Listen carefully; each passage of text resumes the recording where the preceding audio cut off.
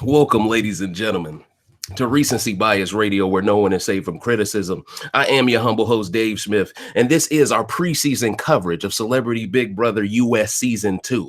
Now, I want y'all to let me know if y'all can see me now and y'all can hear me now, because I'm using Google Chrome, and I can see that y'all can hear me. I'm getting that feedback, but I can't see myself on my screen. So I got to make sure that y'all can see what's going on real quick. So what I'm going to do is I'm going to look it up. I'm gonna look it up real quick. Now I'm gonna watch to see if y'all can see me. Okay, you can see me now. I bet. As long as y'all can see me, I don't care if I can see myself. Okay, you feel it, dig me? I'm looking at it now. Oh yeah, I can hear myself too. All right, I'm finna unleash. Hey, mighty mods, thank you for having my back. I'm finna unleash the beast within now.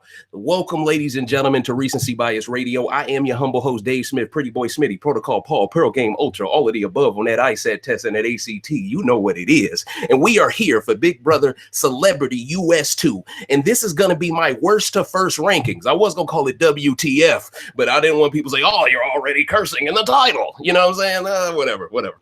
In this episode, in this rant, I am going to further separate myself from the competition, okay? Because the way I break down this is going to be different than you guys are even used to in the RBR family. What I'm going to do is I have a new rating system. I base everything off of 5 tools. If you have these 5 tools, and I base it out of 5 stars, each of these tools are different qualities that a great player should possess, okay? So this is how I broke it down. The perfect player has to have all 5 of these qualities: the ability to adapt, knowledge of the game, likability and social game. I consider those the same thing, likability and social game, pre-game strategy, and an initial threat level. Okay. Now, some of these are graded differently. If it's scored low, that's a good thing. Like if your initial threat level is really high, that's a bad thing on my system. If it's really low, if you're a 1-star initial threat level, that's good. Okay. So even though I am ranking people from sleeper threats all the way up to top tier threats, I want you all to understand that the sleeper threat has more room for growth in the game, whereas the top tier threat is always looked at as the pinnacle, the apex predator, and they have a smaller margin of error because they are looked at as the best players. So I just wanted to start it off with that. And let's go ahead and start off with the 12th person, okay? Y'all already know who's going to be my 12th person. This dude can get all the smoke. Ryan Lochte, okay? Or as I like to call you, the Olympic jackass, okay? Look, there's no way any of y'all can convince me that this guy is here for anything else except attempting to rebrand himself after that 2016 fiasco that happened at the Olympics. Now, let me provide some backstory. Ryan Lochte was the guy who was drunk out of his ass with a whole bunch of his swimmer teammates. They were on some like fraternity frat boy fuck shit. I'm just going to keep it all the way a spade with y'all tonight, okay? And essentially, this guy got drunk out of his ass, went to a gas station in Brazil somewhere, and they pretty much vandalized someone's property of their gas station, and then they pissed on the property. Then later, when he shows up, later the next day, he shows up and makes up a lie saying these brown people in Brazil robbed him at gunpoint and took his shit. Okay? Now, this was all a cover-up story. But why am I providing this context? Because I want you all to understand, this guy was casted for a reason. You guys know how I always say, each season has that token person that's supposed to represent a certain part of America. This guy is supposed to represent the Hicks. That's what he's supposed to represent. And since he has an Olympic medal, you're almost looked at as unpatriotic if you hold him accountable for his past transgressions. Correct? Correct. So Ryan Lochte, you're going to get that smoke tonight. Now, the reason why he is 12th place, ladies and gentlemen, is because out of my score system, now, mind you, the highest scoring you can get in my ranking system is a 25. That means you're 5 for 5 in every single one of the 5 categories. Ryan Lochte scored in 11 on my system. Boy, this dude is trash. Okay. Now another player scored the same score. So let me not act like this dude is on his own is trash. But at the end of the day, though, Ryan Lochte, you gonna get this smoke. 11 out of 25 possible points. Bro, why are you here? You feel me? And he even admitted it in one of his interviews with that one lady. And by the way, ETUS, ET America, whatever the name is, y'all need to go ahead and let Ika do all of these interviews. Okay, I gave y'all a pass last season when you had the little moist dude doing interviews. I gave you a pass because at least he understood the game and he understood how to ask questions, not leading production questions. This other lady that y'all got, she's terrible. I mean, she's out here giving people spoilers in her questioning. She is basically production. She is leading them into believing certain things with her questions. She talked, and I'm going to get into this a little later, but she was talking, what's the name of the sister? Candy. She was talking to Candy, and she straight up told her, I'm going to be honest with you. Out of all the other house guests, you're the one that seems to know the least about the game. Now, let me ask y'all this question. How does that help the integrity of the game? To tell a black person that they're going into this game unprepared? What does that do for her game? Nothing. Well, it does negative. It does a lot of negativity for her game because she goes into this game thinking now she has to overcompensate. Do you get that reverse psychology at play here?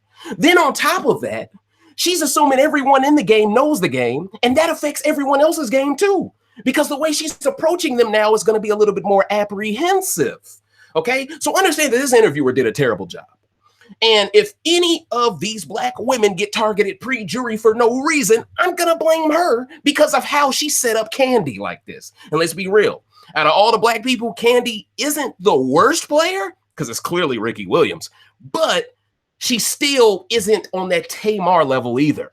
And when I break down these rankings, okay, you guys are going to agree with these rankings because I'm very realistic with these rankings. I'm not going based off race. I'm not providing no bias here. I'm going strictly off of the eye test because it's all we can judge it on. Okay. But in terms of Ryan Lochte, I mean, total train wreck. And see, he snitched on himself, ladies and gentlemen, because in the interview, he even admitted, oh, I'm training for the 2020 Olympics. Ding, ding, ding. That's why you're here. Because if you weren't competing in that Olympics, you would have no reason to want to get people to like you again. You see where I'm coming from on this? So this dude isn't even taking the game we love seriously. So he's just a total fuckboy. I'm just going to be honest. And please believe, I'm calling this early.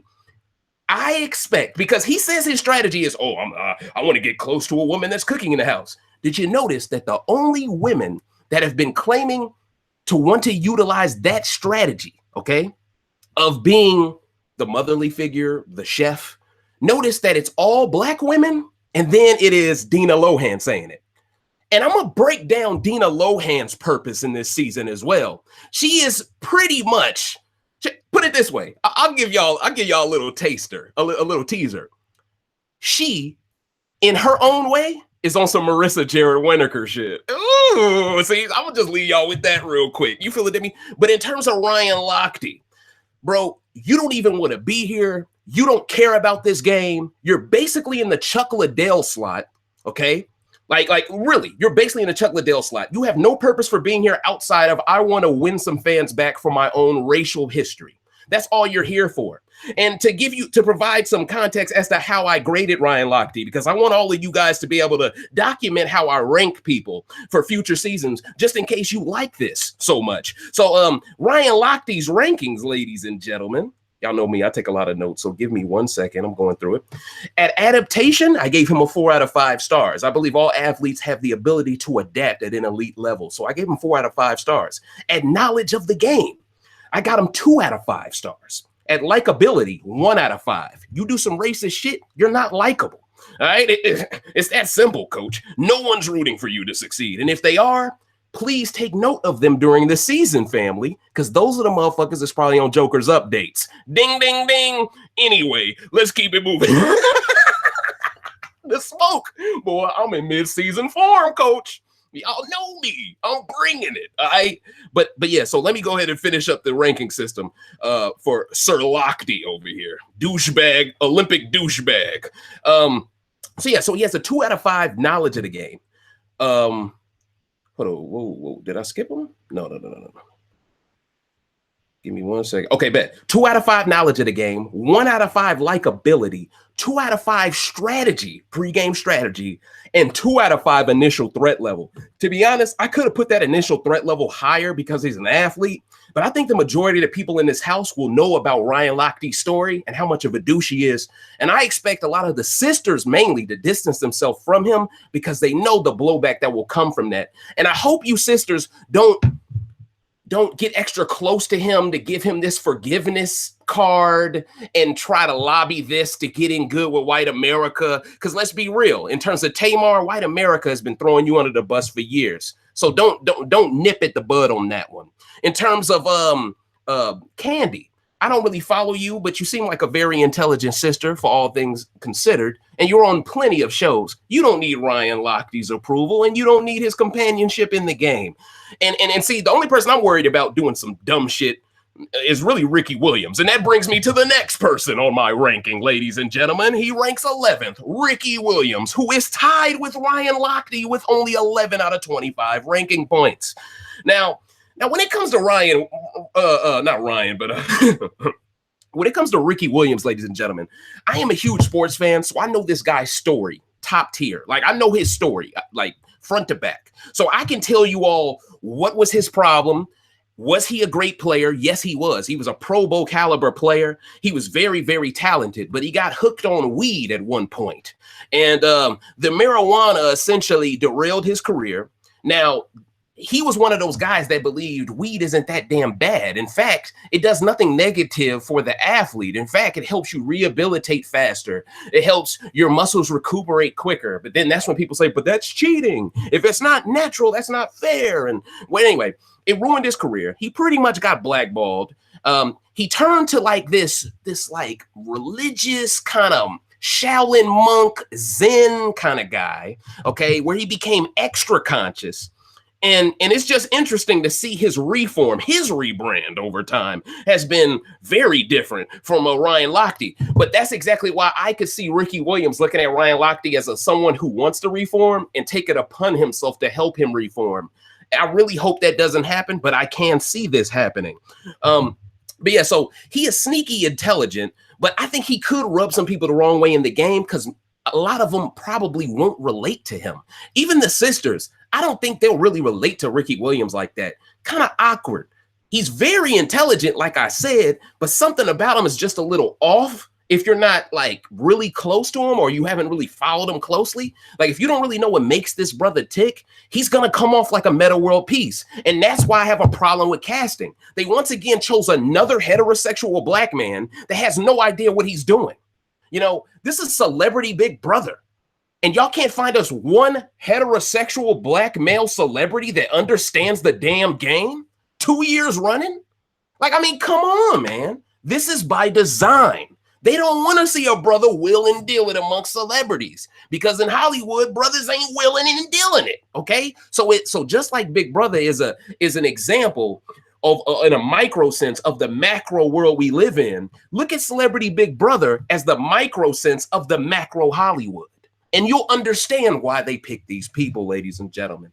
But all in all, 100%, Ricky Williams, Ryan Lochte, you can throw both of them out. All right, I'm just being honest. Neither one of these two have any chance, even though they scored this low. And the next person I'm going to get into actually has just as low a score as them. He actually only scores 1 point higher, but I actually think he has a chance to actually pull off one of the biggest upsets in Big Brother history. Now, this is production willing because I have reason to believe, and it's pretty much confirmed at this point, but I'm gonna plant this red herring here. There is a pregame alliance already in this season. Now, comment below if you think you know what it is already, but I've already figured it out. And you guys in my community, in our community, you guys are so intelligent. I know you know who I'm talking about already, okay? And I'm not going to get into that until the time comes, but I just want y'all to keep that in your mind. What pregame alliance is he talking about? And I want you guys to also pay attention to the fact that there's a lot of Italian players on this season, and there's a lot of former Dancing with the Stars players on this season. So there could very well be an alliance based off of Dancing with the Stars. There could be an alliance based off strictly Italians, okay? And there could also be an alliance based off of, just straight up pregame alliance based off of just circumstance, okay? And we're going to break that down as well. But in terms of just strictly Ricky Williams, he doesn't really know the game at all.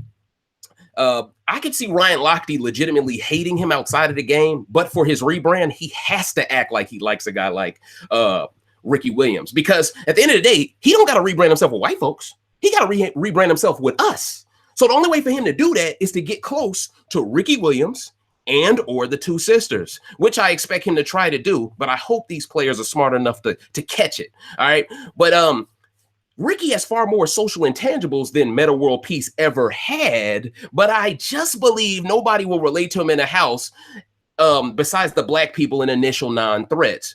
Now, if Kato Kaelin is smart, I think he should drag Ricky to the end, playing up how misunderstood the both of them are. Ricky appears to want to appear strong in challenges as well, which I think is a bad thing, Ricky. You shouldn't want to appear strong in challenges knowing that you've been out of the NFL for hella years. This is your opportunity to play it down like, oh, I'm just a fucking weed head. I can't do shit anymore. Like, this is your opportunity to play it down. But you know, he's allowing these interviewers to bring out the competitor in him and say, oh, now he's talking like he won't be one of those bitter jurors, even though we've all come to the agreement after BB20 and Lifeguard Jesus's like epic failure. We've all come to the agreement that there's no such thing as a bitter jury anymore. It's either your jury management is bad or it isn't. It's one of those two things, all right? I personally think Ricky has a 0% chance of winning this season, and that's why casting wanted him to fill the heterosexual black male slot.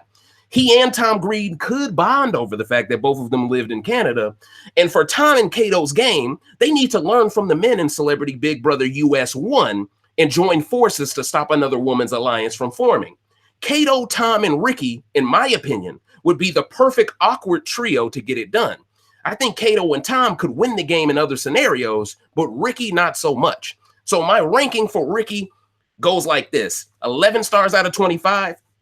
3 out of 5 at adaptation, 1 out of 5 in knowledge of the game, 3 out of 5 in likability, 1 out of 5 in strategy, and 3 out of 5 in the initial threat level. The only reason why I'm giving him 3 is because he's black. Let's keep it all the way a spade a spade. If he was white with that past, his threat level maybe would be a 1. I'm just being honest with you, but that's how the game is. And I also want to let you guys know how my ranking system works from a point perspective as well. If anyone is ranked from 9 to 12, that is sleeper level threat.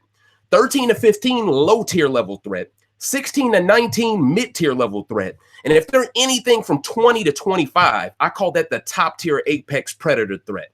Okay, so clearly you can see that the sleeper threats are pretty much Ricky Williams and Ryan Lochte. But there is one more sleeper threat, and I'm gonna get into him now. My third sleeper threat. The only sleeper threat else besides Ricky Williams and Ryan Lochte is Kato Kaelin. Now, this is the only sleeper threat in this game that I think has a chance of winning it. Let me explain. First off, Kato Kaelin doesn't even have a damn occupation. One could argue he's not even a celebrity. But here's my point. Because you're not really a celebrity, no one has no real hate towards you either, right? You're one of the few people in the game. Yeah, people might have questions about why you're there, but they know why you're there. You're there to discuss O.J. Simpson. The same way Scaramucci, or as I'm going to start calling him Tony Mooch. That's going to be his nickname on this rant shit. But I'm going to call him Tony Mooch. The same way Tony Mooch is here to fulfill that Omarosa role of talking about Trump. So there are certain people here, their job is to just talk politics and get others to do it that we wouldn't normally hear in that talk that way. So I expect them to have some soundbite of Tamar Braxton. I expect them to have some soundbite of someone else. You know, I'm just providing examples here, but that's what their purpose is. So Kato Kaelin, his purpose is to discuss the OJ trial on television. You know, they want ratings from that. They want all of these news cycles to take that clip, put it on their channel, because it's just going to help the branding of Big Brother and CBS. All right. So I get the long con in all of this, okay? They're using certain people for what they can provide from a soundbite perspective, not necessarily because they want their gameplay. But Kato's one of the few people, even more so than Tony Scaramucci, in my opinion, that actually has high upside from a sleeper threat level. Another thing, my first impression of Kato Kaelin was, how is this guy a celebrity? That question alone feels like this guy will have a huge shot at winning the season. He goes into this game with nobody being able to resent him or being jealous of him. In fact, the same way I think Omarosa, I already mentioned that, but yeah, he's meant to talk about O.J. Simpson. And because of this, I expect production to protect him until they get their quota of sound bites from him. The same way I expect Mooch to be protected as well until they get that. Kato has one of the lowest initial threat levels by my ranking system. After doing some digging, I found out that Kato Kaelin has a history of not only doing comedy, and y'all know me, it's an ongoing investigation. I'm going to bring up some stuff maybe some other channels won't. But he also has a history of playing National Lampoon strip poker pay-per-view. Now, why am I bringing this up, you might ask? He played strip poker with not only Playboy playmates, but WWE Diva pro wrestlers. Now, granted, this was back in 2005, but once you're allowed in one of those circles, you cannot tell me that he, through another, may have some type of a relationship with Eva Marie. Here's my prediction, ladies and gentlemen. I think Kato Kaelin knows Eva Marie, and I think she knows him. And it's based off of the digging that I did that allowed me to jump to that conclusion. I think they're both are going to get along very well, and it's not going to make sense how they get along in the game. That's going to be one of my biggest hot takes. I think both of them will work together in this game. But I think if she's smart, which I'll get into when it's time to highlight her ranking, but I think if she's smart, she will work with Lolo Jones. I'm talking about Eva. I feel like Lolo and Eva need each other. I feel like if one is gone, the other one's a sitting duck. Okay, a sitting duck. In a lot of ways, it's kind of like how Candy needs Tamar and vice versa, right? But so let's continue. So he may have some type of a pregame alliance with Eva and Tom Green. And the reason why I mentioned Tom Green is because of his history in comedy. So Kato, he could have some options here, all right? And he's not even the person I'm picking as the pregame alliance guy, okay? Like real talk. So this is me just dotting my I's, crossing my T's, and letting y'all know there's more than what it seems on the surface, ladies and gentlemen. This does nothing but spike his win conditions, in my opinion. He is the preseason player to beat from simply no one's ever going to target this guy first perspective. Okay. And even if he doesn't know Tom Green or Eva, he knows the people that they know, which gives him a huge advantage in doing what? Breaking the ice. Okay, so I truly believe he has the tools to do well in this game, ladies and gentlemen. So my ranking for the adaptation, for the ability to adapt, I gave young Kato 4 out of 5 stars. For knowledge of the game, I gave him 2 out of 5 stars. For likability, 4 out of 5 stars. For strategy, 1 out of 5. Threat level, 1 out of 5, which equaled a grand total of 12 stars, ladies and gentlemen. So he is in 10th place. He has the 10th best chance on paper to win. But after I've seen some things and done some research, I think technically he's a lot higher. And the person I'm going to mention after this next person I'm about to mention also, I think, falls into that same category of if you were to put their archetype on a sheet of paper, they would always score low from a preseason ranking perspective. But because of certain circumstances that surround this season specifically, I think that they have the highest upside. So for 9th place, now this isn't the person with the high upside like Kato, by the way. I have Kandi Burruss, okay? She has 13 possible stars out of 25, ladies and gentlemen. I tried to give her, the benefit of the doubt, y'all, but I'm going to be honest with y'all. It feels like Tamar is so prepared, feels like she's so ready for this moment that they had to find someone that isn't ready at all. That's what it felt like. What have I always said about production? They always give us something, then give us someone else to kind of like backtrack all that progress that was made. You feel what I'm saying? Like Rudy Huxtable, she quits, but Omarosa steals the show, right? Like we can't just have 2 people that shine. We always got to have one that's bullshit, all right? And that's how I feel. But in terms of Kandi Burruss, I'm not going to say she's going to be bullshitting because I think her strategy for someone that doesn't understand the game, I think it's pretty predictable and sound. But once again, I just think because she's black and doesn't have any idea of how to play, those 2 things come together and they create a diabolical concoction, and it makes it easy for people to throw you under the bus and get you out. Because there ain't going to be no huge blowback from it strategically, because you're not going to be able to explain it and why it's best to keep you. Unless, of course, Tamar coaches her, and that's what we have to hope for. But that's neither here nor there. But yeah, so she's a reality star. I don't follow her show, but I did some digging on her, and I like the person she is for the most part.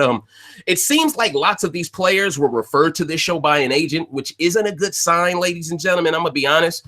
And the preseason, there was a lot of talk about Tiffany Pollard being on this season, and she could still be on this season for all we know. I doubt it, because it sounded like Tiffany Pollard wanted a lot more money than everyone else. She wanted that Omarosa money. And it seems like the rest of this cast was willing to boycott the season if they didn't get the same money Tiffany Pollard got if she joined. And I think that's what makes CBS say, we can't add you to the season because then we got to give everyone a pay raise. So I don't think Tiffany Pollard is coming. But that's why I think that Kandi Burruss may have been the alternate for Tiffany Pollard. That's what I think, because I think Tamar was a lock-in. I think it's one of those, the first ones they called up, right? But when I look at Kandi Burruss, I'm not really seeing what connects her to this game outside of her reality background. And we've already seen Brandi Glanville come from reality shows into this. And I even heard Kandi ask her for advice. And Brandi basically told her, stay around athletic men or something like that, to that degree. And Brandi, if you remember correctly, she stayed around James Maslow in Big Brother Celebrity 1. As good, that didn't really help her, because in the end, they blew up on each other and it was all hell that broke loose. I believe James Maslow was the one that got her out, right? Didn't he get revenge on her, getting her out, and then he got backdoored later by Ross Matthews? It was something to that effect. Like, he was so busy trying to get even with her that he threw his game away type shit. I think it was to that effect that happened last season. But all in all, Kandi, she has some decent upside. I mean, I did rank her above Kato, who I'm speaking very highly of. But I think a lot of this has to do with the fact that if Kandi was a white woman, I'm just going to keep it real, I think she would be ranked much higher on my ranking. But because a white woman doesn't have to know the game to do well. Look at Jordan. She won the game and didn't know what the hell she was doing. She ran up on Russell, went chest to chest with him and tried to fight and still got rewarded with the money. Okay? So if a black girl does that, is she ever allowed to reconcile and work her way back into the social aspects of the game? Absolutely not. But I'm not going to rehash old talking points. But my point is, at the end of the day, I just think Kandi she's just in a bad place. Okay? She's in a bad place. She doesn't seem passionate at all about the game. She's from Real Housewives of Atlanta, so I expect her to be entertaining, and I expect her to not go if someone tries to check her or something. So I expect her to be entertaining, but I don't expect her to know how to be strategic, if that makes any sense. She didn't even know what a power of veto was in her interview, y'all. They said, what does POV mean? She said, point of view. Now maybe she was cracking a joke. Maybe I need to give it a benefit of the doubt, coach. But in my opinion, if you don't know what power of veto is and you walking into this game, coach, I don't care if you here for your daughter or not. You signed up for the wrong show, coach. You gonna get exposed. You gonna get exposed. And I wouldn't be surprised if her and Tamar and Ricky are last place, one by one on Jokers. But that's neither here nor there. Fuck naming them niggas. But anyway, her pregame strategy, she plans to always be around the majority of the house, which I think is a very sound strategy. You don't really hear people say that often. But if she actually knew the game, she would know that black players often get ostracized no matter what room they sleep in. See, she's coming in a little green, thinking that they're just going to allow her to be in every room and hear every conversation alone at that. So I doubt she will stay consistent with this strategy once some borderline racist shit goes down. Every Big Brother season, there's some borderline shit.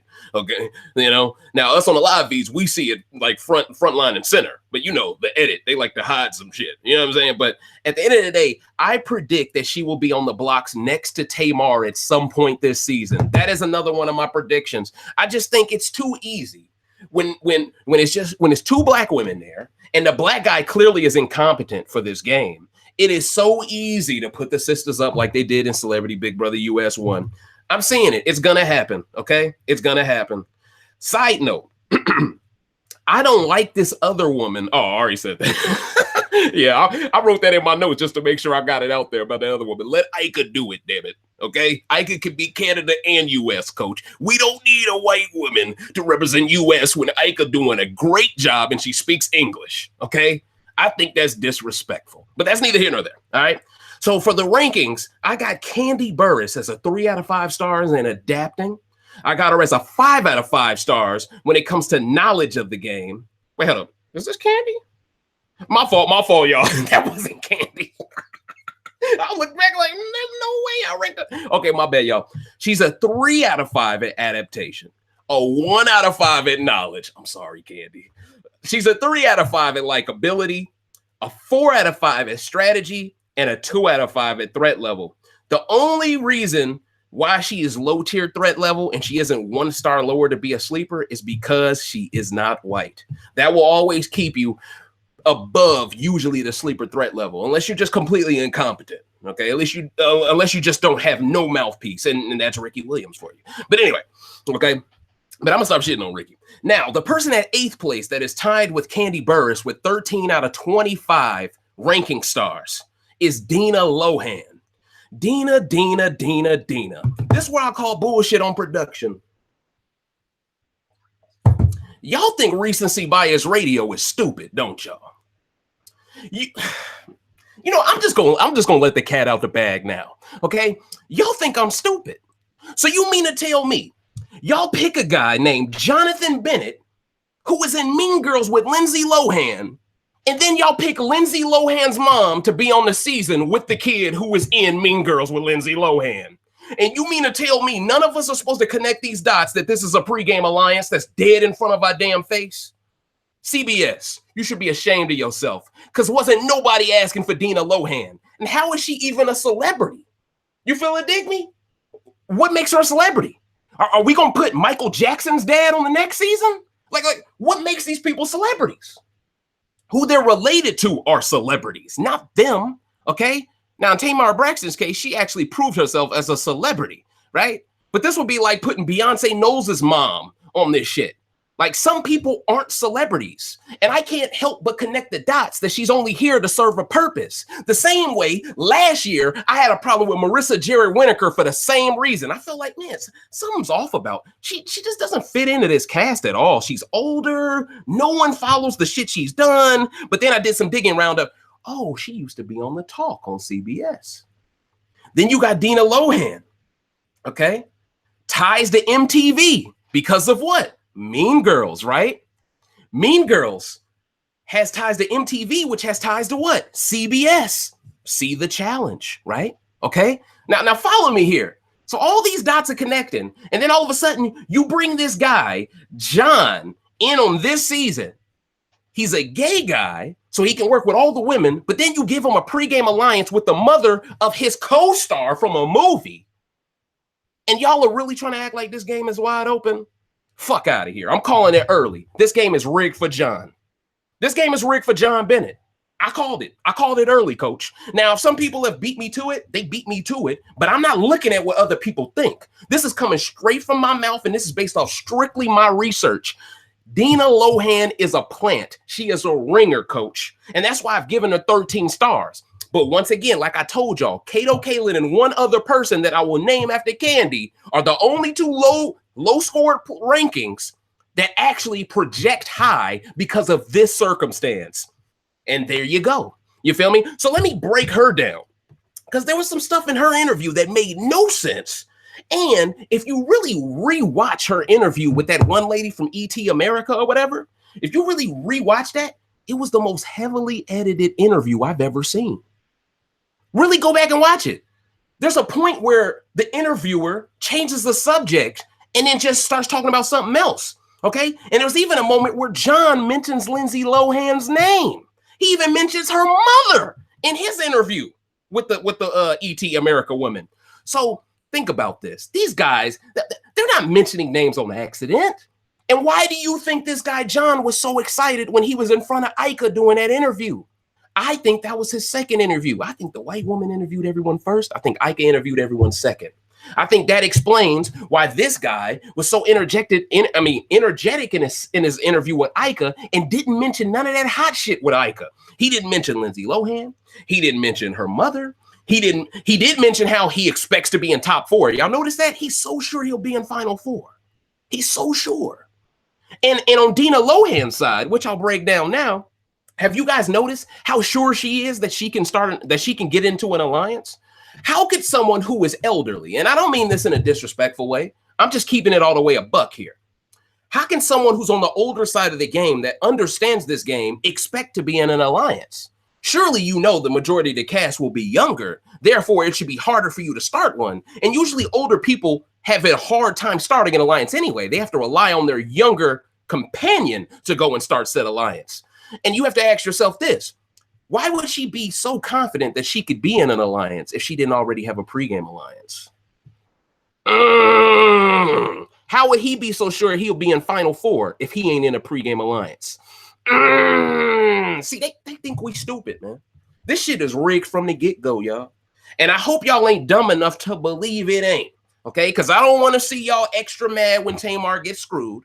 Because trust me, This Ross Matthews and Marissa Jared Winokur is essentially John Bennett and Dina Lohan all over again, man. When you really look at them, and I'm not just saying it because John is gay, Ross is gay. Just look at the makeup of them, okay? Like they're the same archetype of each other. He's Ross's archetype, and she's Marissa's archetype. Top of the line. It is the best 1-to-1 ratio there is. Okay. Only difference is, I think this time around, Ross wins because no one will reward Dina Lohan over John because it'll be like, oh, the mother who used her daughter versus the guy who knew she was using her daughter that tried to save the daughter from the mother. It's almost like its own built-in storyline before the season even starts if they make the final two, no? See? I think I'm talking y'all into how this shit is rigged 100%. I mean, and see, shame on CBS for being this obvious. I expected this to be a little bit more difficult. You know, Celebrity Big Brother 1 actually had to work hard to figure out who you was rigging it for. You know, Marissa Jared Winokur. You know, I was telling everyone it's rigged for. Everybody like, no, man, this is Ross's game. Come on, Dave. Man, you tripping, bro. I think RBR lost a step. Your predictions ain't as hot. There's something wrong, man. All of a sudden, Marissa wins, and she knows all the answers before she puts them down. Everyone's like, oh. Same thing finna happen here. So come back to this video and be like, damn, they said this shit a clean week before it even jumped off. This man is Negro Damas. But anyway, to get back into Dina Lohan, because I still got to expose how I ranked her and whatnot, right? So in terms of Dina Lohan, give me 1 second. You know, these notes, I'm trying to get away. All right, yeah. She's Lindsay Lohan's mom, of course. She is only here to help John's game, in my opinion, because she doesn't even know why she's here. Older people, like I mentioned, get ostracized a lot. So I don't know why she has this plan of an alliance with a young cast. So I mentioned how the only way she could be confident is that she has a pregame alliance and whatnot. You know, I think she's just too sure as well. Because remember, I don't know if Ika asked this question or the other lady asked her this question, but someone asked her a question like, would you ever consider quitting? And she said, no, absolutely not. Now, here's my thing. If you're going to be probably the oldest person on the cast outside of Kato Kaelin, she probably is the oldest person on the cast, even with Kato there. Or maybe it's Scaramucci. I'm not sure. Tony Mucci. I don't know. But at the end of the day, if you're one of the oldest on the cast, then that's a fairly okay question to ask someone. Will you quit? You know what I'm saying? For her to be so sure that she won't quit, I think that's once again another subtle admission that she has a pregame alliance. Why would I quit with a pregame alliance? You know? Like, I'm just throwing that out there, man. And like real talk, I'm just saying, go watch her interview and you will see how heavily edited it is. The way the camera pans back and forth is so unnatural. Like it's like each time she says something a little off kilter, they had to ding. But they got like this air conditioner in their background to keep some continuity to make you think they're not jump cutting it. I'm telling y'all, peep game on that. Y'all will be like, man, Smitty on to something again. Oh no. Her pregame strategy, just like John Bennett's, I put down pregame alliance. That's their strategy, coach. I want to be a mom of the house. Shut your dumb ass up. You don't want to be a mom of the house. You want to run shit because you've been promised you could. And that's facts. So in terms of ability to adapt, I gave Dina Lohan 3 out of 5 stars. And knowledge of the game, I gave her 4 out of 5 stars. Likability, 1 out of 5. Because even the people that don't even know her relationship with Lindsay, they don't really like the fact she's on this season. They think she's a waste of space. Let's just call a spade there. Strategy, I gave her a 4 out of 5, just like the knowledge, because she has a pregame alliance. It took some strategy and knowledge. I gotta be consistent. And her threat level is a 1 out of 5 star because she's an old lady that will be protected by a pregame alliance and no one knows it. Of course her threat level is low. So do the math on that and you got yourself 13 stars out of 25, ladies and gentlemen. And she is the person that comes in ranking in 8th place. 7th place, ladies and gentlemen, the person with the 7th highest win probability of this season goes to Lolo Jones, who is tied at 15 with Tony Scaramucci. I had to rank Tony above her. And the reason why I did that is because I've watched Lolo Jones on the Challenge Champs versus Stars. She holds grudges with people.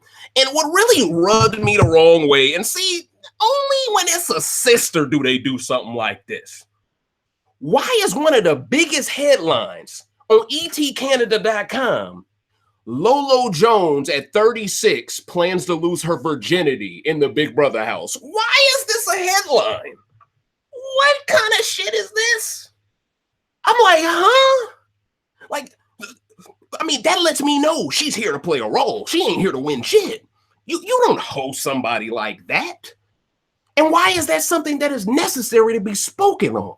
I thought it was disrespectful. And luckily for everyone involved, women were the ones interviewing her, or else if the dude would have interviewed her and asked her any question to that, man, Me Too would have been on his ass in 0.5 seconds. Let's be honest. But I still don't get how her virginity plays a role in her gameplay. And she's talking about, oh, I would be up for losing my virginity. So you would be up for losing your virginity after 36 years of being celibate. You would lose your shit on TV, on live feeds? Why would you do yourself like that? I just don't get it. I really don't get it.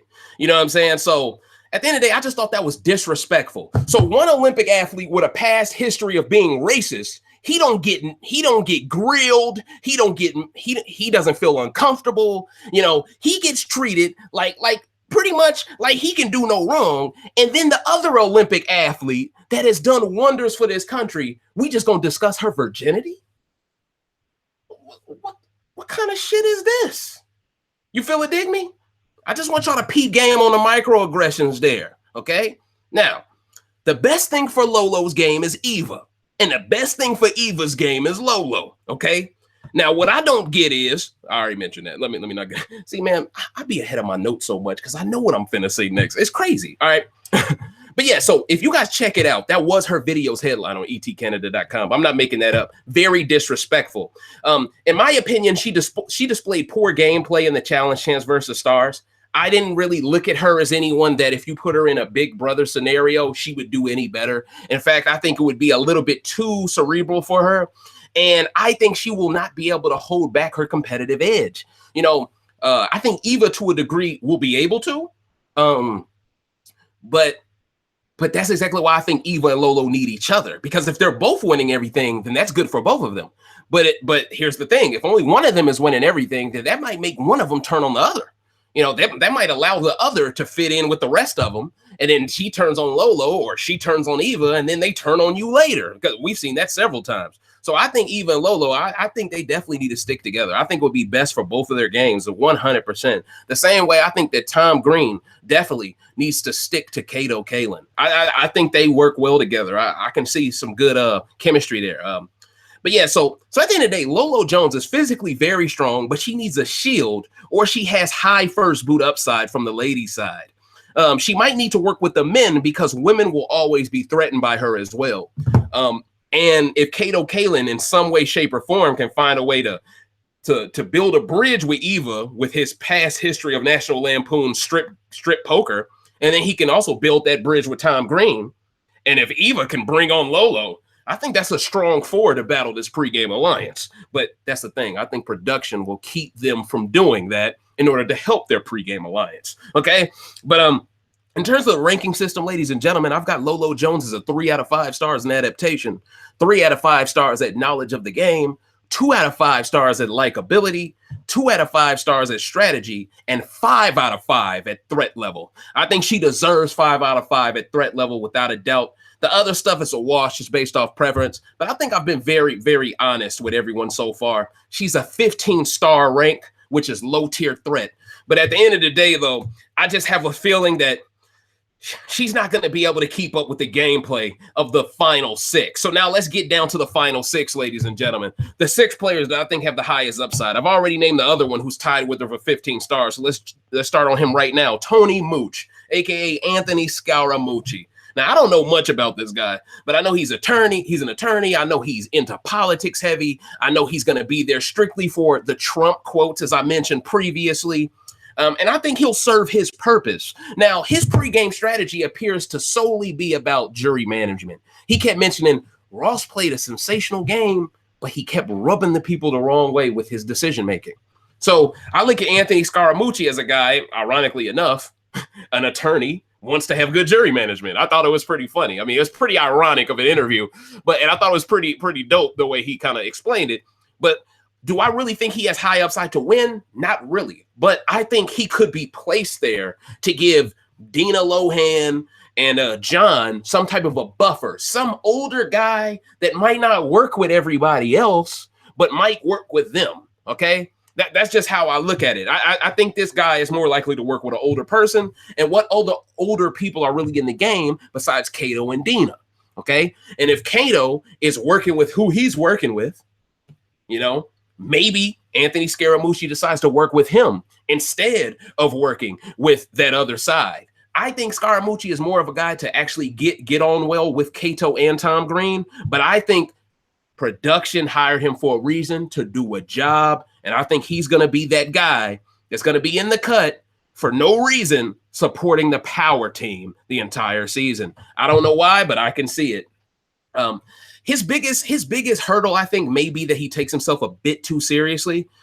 He socially might not be willing to partake in certain house activities because of his occupation. He might not want to be embarrassed.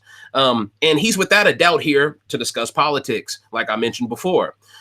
He even admitted to speaking to Omarosa pregame, but she offered him no advice. Now, do I believe that? No, I think Omarosa always got some tea to spill, but I think he's just unwilling to tell other people, which is a good sign. If you're unwilling to tell the interviewer what you know about the game, then you might have a shot here, coach. But something tells me you might not know shit and you ain't had nothing to say anyway. But that's neither here nor there. All right. Now, in terms of the ranking, on Anthony Scaramucci's ability to adapt, I gave him a 5-star out of 5, ladies and gentlemen. I think he's one of the few people who can adapt amazingly. Anyone from the White House, I give them the ability to adapt maxed out all the way, because they're dealing with a lot of nonsense. Okay. Knowledge of the game, 1 out of 5. I'm sorry, Tony. I just don't see it from you. Likability, 2 out of 5. I don't think anyone cares about you, bro. I'm biased here. I'm being honest. Strategy, I gave you a 3 out of 5 because at least you're showing something by saying jury management is the most important thing to you. And in terms of threat level, I give you a 2 out of 5 because you're an older man who's from the White House, who isn't going to be perceived as some athlete like these other guys. And he's not going to be perceived as some ladies man because you're an older guy as well. So I think your threat level is fairly low. And I think you have the staying power to be able to last a little bit past your expiration date. And you might be able to make some moves. And that's why I'm ranking you at 6. Now, out of all the people in the top 6, of course, he has the least amount of chance of winning, in my opinion, because he ranked the least. But I would argue he ranks lower than both Dina Lohan and Kato Kaelin when it's all said and done. I think both of them outlast him easily. But that is all banked on the fact that if Tony works with Dina, then most likely he outlasts Kato. So it really comes down to that. If Kato can pull him over to his side, Kato will outlast him, in my opinion. And if Dina brings him to her side, then most likely he will outlast Kato. So now, 5th place, ladies and gentlemen. With 17 stars out of 25, we're getting up there. Joey Lawrence. I saw this guy's interview. I like his energy. I can clearly see that he's there to fulfill that James Maslow. He's there for the James Maslow role. He's there to be that younger guy that girls kind of want to be with. They kind of want to watch the show just for him. You know what I'm saying? You know, that's basically what he's there for. I'm not going to knock him for that. That's his role. But what really brought me to pause about this guy was that in his interview, he basically admitted that he's doing this as a climbing. He's basically trying to use Big Brother to climb to a higher position in CBS. He essentially said he's trying to play Batman for CBS or something. And I'm like, wait, CBS is making a Batman show? I'm like, wait, what, huh? Motherfucker got them on Fox, coach. But anyway, so I'm over here like, okay, so it sounds like CBS has tried to get this guy to be doing this for a long time. And honestly, when you really break down a lot of these interviews, because a lot of these people are being referred by their agents, I have reason to believe that a lot of these people were alternates. I have reason to believe that the majority of the people these guys wanted first didn't pick up. Now, do I think Tamar Braxton was a first call? Yes. Do I think Dina Lohan was a first call because she had a pregame alliance? Yes. Do I think John was a pregame alliance because of was a call because of his pregame alliance? Yes. I think certain people. I even think to a certain extent Kato Kaelin may have been a first call. But I think some of these other guys like Joey Lawrence, I don't really think he was a first call. I think he was one of those guys like, hey, you scratch our back, we scratch yours. We need an extra guy for this slot. Woo out the bam. So he was also on Dancing with the Stars, which is why I'm saying there could be a Dancing with the Stars alliance here that's building, you know, and I don't watch that show. So I'm not gonna be shocked when I see an alliance with a whole bunch of people that ironically was on Dancing with the Stars. But I have a feeling Tamar Braxton ain't going for that goofy shit. I got a feeling she gonna be like, nah, coach, I ain't finna align with y'all just because we all was on different seasons of the same show. Fuck, I look like. You know what I'm saying? I got a feeling Tamar gonna be, but I hope she ain't that real with it. I hope she's a little bit nicer with the way that she, you know what I'm saying? But that's neither.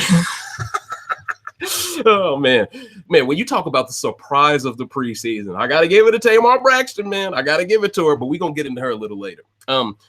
Joey Lawrence has an unpredictable sense of humor, in my opinion, good energy. It seems like he's filling that role left by James Maslow, like I mentioned, a young guy with witty confessionals. Out of all the men, he's the least eccentric and probably will be among the most liked by women in the game. Outside of John, of course, who's gay. So he kind of has that honorary girl thing going for him. I don't mean no disrespect with that. I'm just being honest. I see him as the biggest threat to Cato's game because he seems like he could have the mouthpiece necessary for women and men to align together. His archetype, which is why I think the Dancing with the Stars alliance might be created by a guy like Joey Lawrence, who goes, hey, man, we were all on the show. You know, it's going to take probably somebody who's willing to admit, like, hey, you know, let's not do it like they did it last season. Woo out the bam. But he said he's only watched like 2 episodes of the show. So I don't know if he's going to have the wherewithal to be able to bring up a previous season in order to use that and bounce an idea off of that to show people why they need to follow him. So that's really where the dichotomy lays. But I still think this archetype is here to foil the game bots and provide some spontaneity. So I think this guy, I think he's going to be an interesting character. Do I think he has a chance of winning? Yes, because he's in the top 5. But at the same time, though, I would prefer Cato. You know, in a matchup, I just think Cato, it's something about Cato's game. I'm really interested to see what Cato pulls off here. All right. Now, he appears to be doing this, like I said, for a Batman role. Bad sign. I think he is built to do well in this game by his archetype, but his unwillingness to prepare and study for the game will lead to his downfall, in my opinion. The same way Ricky Williams will lead to his downfall. But the difference is Ricky doesn't have the complexion for the protection for the collection. So he's not going to be able to play it off and just bullshit around. Ryan Lively might get away with a little bit of that frat talk for a week or two. Well, for an eviction or two. There's not really that many weeks of the season, but you get what I'm saying. Joey Lawrence's pregame strategy is to react to the gameplay of others. I think that's sound, but I also think that's a little bland. You know, that's a little mayonnaise on the sandwich. You know what I mean? I'm just being honest. You didn't really put no Frank's Red Hot on it for me to be excited. But in terms of adaptation, his ability to adapt rating, I gave him a 5 out of 5 stars. I think this guy has what it takes to adapt. Knowledge of the game, 1 out of 5. Likability, 5 out of 5. More women watch this than men, and women are going to love him. So I gave him a 5 out of 5. Strategy, 1 out of 5. Threat level, 5 out of 5. You know, so basically this guy's like Jekyll and Hyde to me. I think on one hand, he's a huge threat. You could just look at him and go, threat. Like, but at the same time, though, he has no intelligence like James Maslow for the game. So it's like, he'll stick around just because, but I would never pick him to win it. That's basically what I look at him. So with 17 stars, he categorizes as a mid-tier threat level player, ladies and gentlemen. So that is number 5, Joey Lawrence. Now to get to the top 4. Number 4, ladies and gentlemen, Tom Green with 19 stars out of 25. You got to ask yourself, damn, this dude is number 4 and he's only 6 stars off of a perfect score? I wonder what first looks like. Trust me, I'm getting to the hot shit. But anyway, with Tom Green, coach. Tom Green, see, he's an interesting character to me because it was funny. I was doing some research on this guy, and I stumbled across this CBS News article, and I thought it was about this Tom Green. And it had to do with polygamy and all this other stuff. And I was like, no, Tom, no. Why would CBS be this damn irresponsible to put him on his show? Then I found it was a different Tom Green. I was like, oh, this one was born in 1948. I was like, bro, did CBS really hire a motherfucker that married a 15-year-old? I was scared. So let me go ahead and provide the information to say that that is not the Tom Green on the show, okay? So if you see anybody else mentioning this, they didn't do the right fact checking because I had to be responsible to make sure that I'm not spreading that information about somebody that's unwarranted. But in Tom Green's case, I see a guy who has the high upside. What did I used to always tell y'all? Remember when I did my predictions? I forgot what episode it was, but it was an episode. It was a rant of Big Brother 19 where I actually gave y'all names of the 16 players I would like for Big Brother Celebrity 1. Remember that? And remember, I kept mentioning comedians. We need comedians. Well, in Celebrity Big Brother 1, we didn't get a comedian. And I always tell people, I think a comedian would be very interesting to watch play this game because he's naturally funny. So does he hold back his funny ways in fear of, I might make people resent me?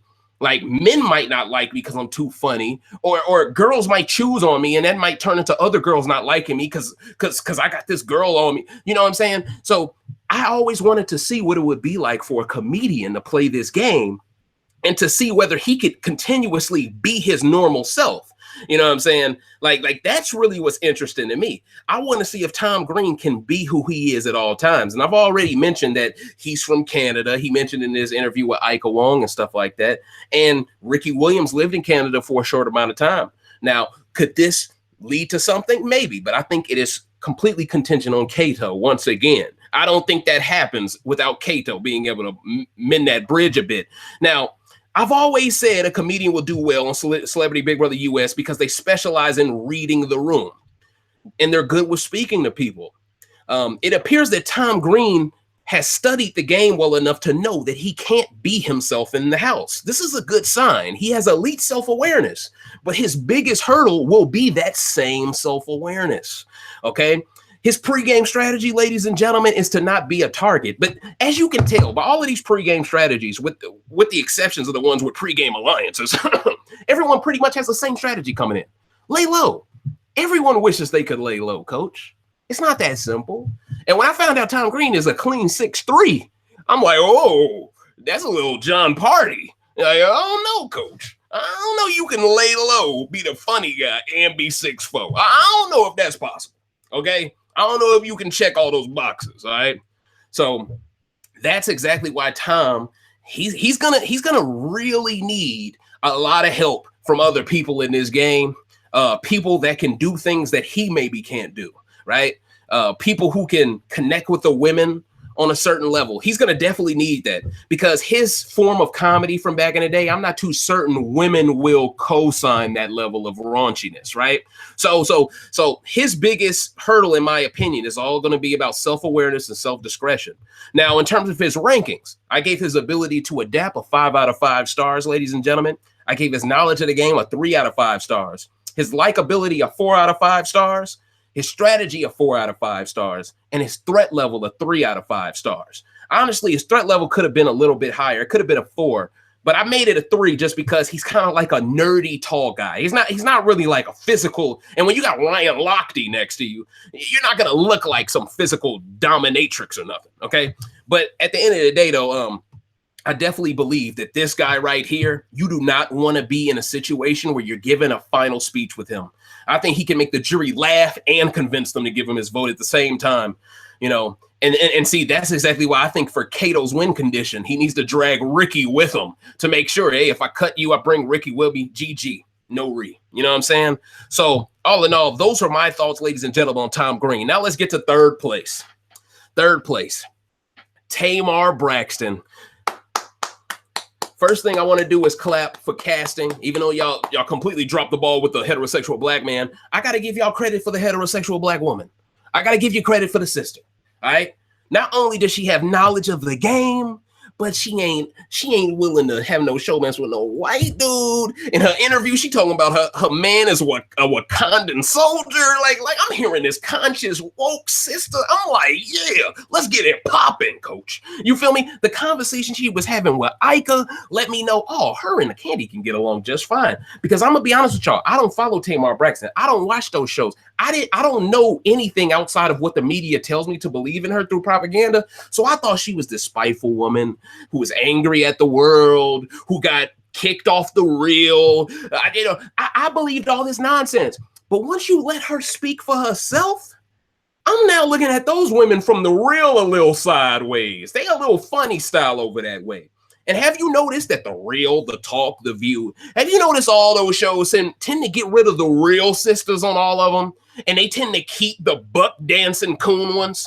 Whoopi Goldberg, ding. Cheryl Underwood, ding. What's that other chick name from the Real? That chick Love something, ding. You feel me? They all play a role of buck dancing and buffoonery. Let's call a spade a spade. Now, some of y'all may not want to hear that. Y'all might be fans of one of those 3 women, but that's tough luck. I'm just keeping it all the way a spade with y'all.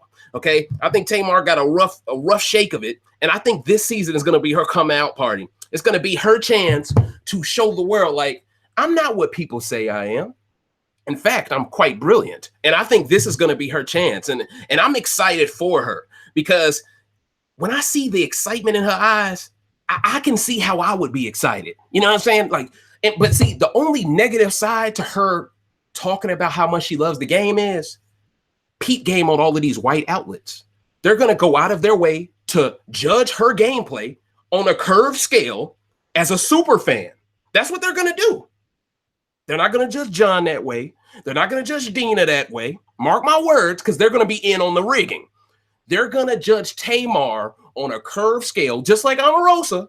They're going to judge her on a curved scale and act like she has to be perfect in order to deserve the title of a super fan. That's what they're going to do. You know, and I'm going to be as honest as I can be about her gameplay. But if I see some bullshit, if I see somebody talking out of their ass, oh, they going to get shitted on this season. I ain't playing games. All right. So watch what you say about Queen Tamar, okay? Because she know what she doing. She said she's been a fan since season 1, coach. I'm like, damn. Now, to be honest, no one's really a fan of season 1. So she could have said since season 2. And I probably would have believed her a little bit more. But that's neither here nor there. So you was a fan since the season where a black guy went home first? Come on, Damon. No, let me stop. But I fully expect Joker's updates to hate her, like I've mentioned before. Okay. But I am just worried that people will criticize her like she is a flop when she does bad, and they will downplay all the things she does well because she should be doing good things because she knows the game so well. They're going to figure out a way to treat her bad for everything she does wrong, and they're never going to give her the right credit when she does right. That's why it's going to be up to me. It's going to be up to all of us in the RBR family. We're not going to dick ride her when she does wrong, but we're going to be honest, all right? And that's what I'm known for being honest, all right? So that's what it's really about.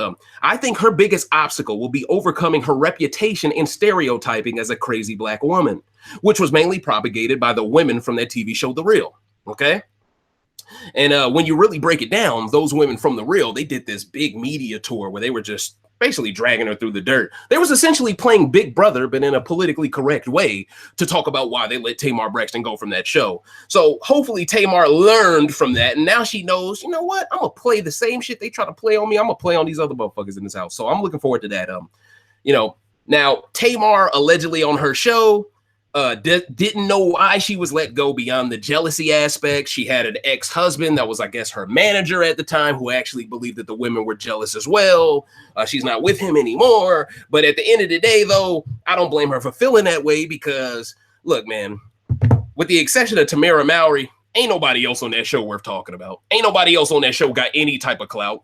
You know, we don't even know who the Asian chick is on that show. Does anyone? And then the other chick, she was just in Cheetah Girls with Raven Simone. That's her claim to fame. You know, like I'm just being all the way real with y'all. So at the end of the day, you know, Tamar has no reason to hold her head low. You know, keep it high. And I think she's doing a great job of showing that she's still on that queen shit. Now, to be fair, I haven't watched much of their show, but I know for a fact that all of the women left on that show are minority women married to white men.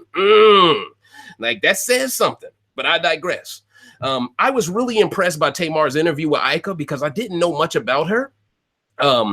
She is definitely the surprise of the preseason. I just hope that she is smarter with the way that she goes about doing all of her strategizing. I hope her and Candy work together, of course, but I hope they don't allow Ricky Williams to be that ankle weight that held back Omarosa with Meta World Peace. I hope they're smart enough to realize, look, just because he's black doesn't mean we got to put our games on the line for him. If he got to go first, he got to go first. If it means we both stay in this game past jury. That's how I look at it 100%. And I think she's going to be smart enough to realize that Candy is more of an asset to her game than Ricky Williams will be in the long run. All right. Oh, snap. My fault. I almost skipped it. Now, her pregame strategy is to be herself and chill until she has to start playing, which essentially is laying low. Which goes back to my whole point. Everyone without a pregame alliance just wants to lay low. Meanwhile, everyone with a pregame alliance are so sure they'll have an alliance. So we got to keep driving this point home. Now, in terms of the ranking systems, ladies and gentlemen, I have her ability to adapt as a 3 out of 5 stars, her knowledge of the game a 5 out of 5 stars, her likability a 4 out of 5 stars, her strategy, strategic acumen, pregame strategy, 5 out of 5 stars. And I have her threat level a 3 out of 5 stars. 20 stars is what Tamar has. That is top tier threat level, ladies and gentlemen. It's so good to see a sister be a top tier threat off strategic acumen alone. That deserves an ovation right there. You know what I'm saying? Now, let's get to second place, ladies and gentlemen. You know who it isn't, because I've been shitting on that motherfucker this whole rant. So second place, gotta be Eva Marie, right? She has 21 out of a possible 25 stars, ladies and gentlemen. This is one of the highest rankings you can get, especially for someone without a pregame alliance. Let me give Eva Marie her credit here. For her to score this high without the pregame alliance looming over her, affecting all of her stars, is quite remarkable.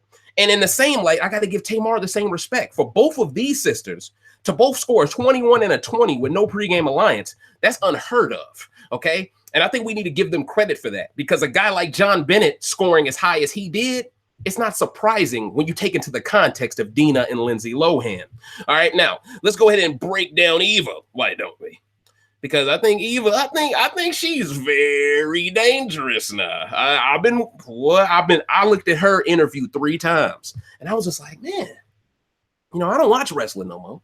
I ain't watched wrestling since maybe I was in high school, right? So we talking 2005, 2007, that like around that area, right? So I don't know none of these people, okay? But I've heard of Eva Marie before. Now, whether she goes by the name Natalie or she just goes by Eva in this show, we don't know, but she's a former pro wrestler. What I like about her, she's really excited for the opportunity, unlike the rest of these people who just look like they're kind of going through the motions. Like all the rest of these folks look like they just popped a Benadryl, like they could care less, right? Like it's really bizarre. Like everybody just looking at, oh, it's free money, 3 weeks, 3-week vacation. You know, the rest of them don't have that excitement, but I see it out of her. I see it out of Tamar. I see it out of John. You know, even to a degree, I see it out of Kato, Tom. You know, even Scaramucci has a little bit of excitement in him. You know what I'm saying? But anyway, in my opinion, Eva Marie absolutely has to downplay her physical prowess to survive. She paid attention to how Shannon Elizabeth crashed and burned last season, showing me that she's done her homework. Very good sign here. I would actually love to see her and Tamar work together, to be honest with you. I just feel like Lolo and her can guard each other's backs better. But I think from a strategic standpoint, if her and Tamar would have joined forces and just bring in Candy and Lolo, oh my Lord, that might be the strongest female alliance of all time. That might be the strongest female alliance of all time. I got to re-say that because I looked up in the sky and thought about it. Yeah.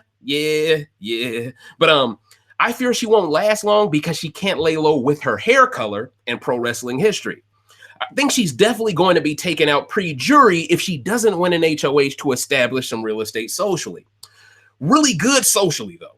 Should get along with many women, but I think Tamar, she could and could not rock with her. I'm hoping she rocks with her, but she could and could not. It depends how they first meet, okay? Like, if they first meet and they on that bullshit, Tamar gonna remember that, right? But if they meet for the first time and it's like on some like, hey, girl, I think you see what's going on. You know, we need to make sure black folks make it to the end this time. Like, that would be the... And comment below, is Eva Marie black? I don't want to be calling her a sister if she isn't. I can't tell if she's heavily tanned. I don't know what's going on with her. So I don't want to claim her as a sister if she isn't. But at the end of the day, she looked like she got something in her. All right? Now, Tamar allegedly has a history of being catty with more attractive women. But I predict Tamar won't be threatened by Eva Marie in this season. I believe they will work together somehow, some way when it's all said and done, because I think they will come to the realization that they need each other, man.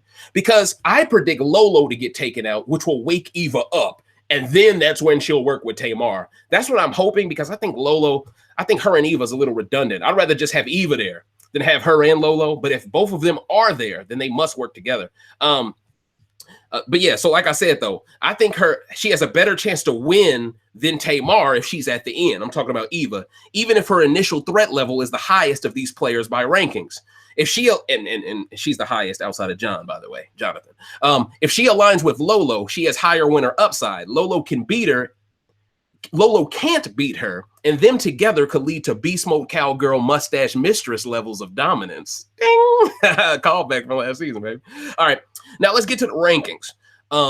When it comes to Eva Marie, I got her adaptation, ladies and gentlemen, at 3 out of 5 stars. I think she can adapt, but she's not really top tier. But as a wrestler, as an athlete, I think she can adapt. But she's been so far removed from wrestling that I think it'll take like maybe an eviction or two for her to get her footing. Knowledge of the game, I'm giving her 4 out of 5. From what I've seen, she knows what she's talking about. Likability, 5 out of 5. I don't know anyone that doesn't like Eva Marie, and I don't even know her. But I know so many people that can speak to how she was as a wrestler, and she was universally loved so much. So yeah, so our likability has to be a perfect score. Strategy, I'm giving her a 4 out of 5, the same way I gave her knowledge a 4 out of 5. And her threat level is 5 out of 5. Anytime you see a beautiful woman who's athletic, oh, that's 5 out of 5, coach. Like in terms of just threat level, that's 5 out of 5. You know, usually you get one or the other. You get both. Oh man, you're gonna have a problem. So she gets 21 stars, ladies and gentlemen. That is top tier threat level. Now, ladies and gentlemen, to get into the apex predator, Jonathan Bennett, AKA it's rigged for me, and I'm cocky in my interviews about it. Okay, I ranked him number 1, and his stars out of 25 is 22. Think about that. This man only missed 3 stars in 5 different categories. That's what a pregame alliance can do for you, y'all. It can make you an apex predator threat, and it really makes you Teflon. He's Teflon. All right. If he goes out by a back door or something, I'm gonna be shocked, and I know production gonna be pissed. And coming off that last season of BB20, where they didn't want Shorty to go home, and she couldn't put together a 4-piece puzzle, and they were salty.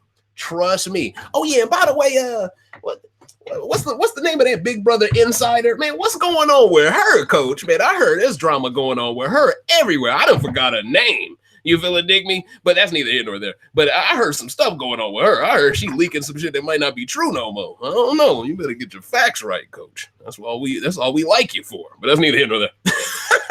But yeah, so let's just get into John Bennett. All right, let's just get into the apex predator threat. John Bennett, he worked on Mean Girls with Lindsay Lohan. I think this season is 100% rigged for this guy to pull a Marissa Jared Winokur and win the game. And Lindsay Lohan's mother is 100% meant to be the Ross Matthews of the season. Think about it.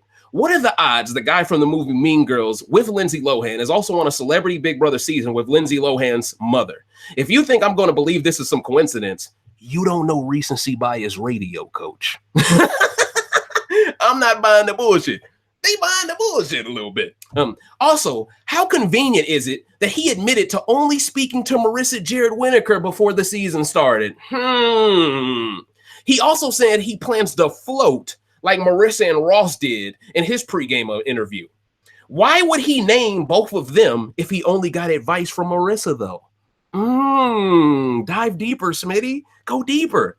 It's because he has a pregame alliance with a woman, and he wants to mention the fact that both of them played a floater game. That way, when he aligns with a woman who plays the floater game, y'all can say, he called his game from this early? No, it was just a pregame alliance with a rig season. All right, so let's not act like this dude's a genius a week from now. We'll be like, oh, he's working with Dina. He forgave her for how she treated Lindsay. Shut your dumb ass up. I told you already what's going on, all right? He even mentions Lindsay Lohan in his interview, which lets me know he knows this is his season to shine. And the shitty interviewer even tells him he's a top 3 contestant in her eyes right before he guarantees he'll make Final 4. You're an interviewer. It's not your job to tell somebody where you think they'll finish. It's not your job to tell somebody, oh, I sized up everyone. You're one of the toughest. You're affecting the game doing that. Okay?